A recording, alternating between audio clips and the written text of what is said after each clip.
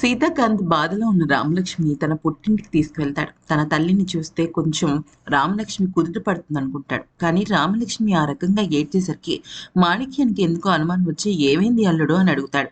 "ఏమీ లేదు, ఏమీ లేదు" అంటే తనకి అభి విషయం గుర్తొచ్చి "మొన్న అభి మీ ఆఫీస్‌కొచ్చాడు. ఏమైంది అని నిలదీస్తే మీ అల్లుడిని అడుగు" అన్నాడు.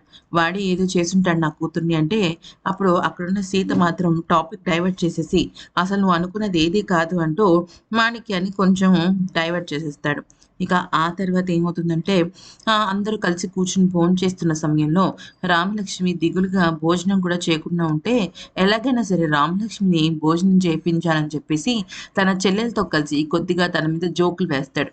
కానీ రామలక్ష్మి మాత్రం పాపం డైవర్ట్ అవ్వలేక నేను ఇంకా తినలేను సీతా సార్ బయట టిఫిన్ చేసి వచ్చాను కదా అని చెప్పేసి లేచి వెళ్ళిపోతుంది. ఈలోపు మాణిక్యానికి తన ఉద్యోగం గురించి దాని గురించి ఆట పట్టిస్తూ కొంచెం నవ్వుతూ ఉన్న వాతావరణాన్ని క్రియేట్ చేస్తాడు గానీ, రామలక్ష్మి దానిలో యాక్సెప్ట్ చేయలేక అక్కడి నుంచే లేచి వెళ్ళిపోతుంది. ఈలోపు రామలక్ష్మిని తన చెల్లెలు "నా బర్త్‌డే కూడా నువ్వు మర్చిపోయావా?" అంటే, "సరే మేము ఇక్కడే ఉంటాం" అని అనుకుంటారు.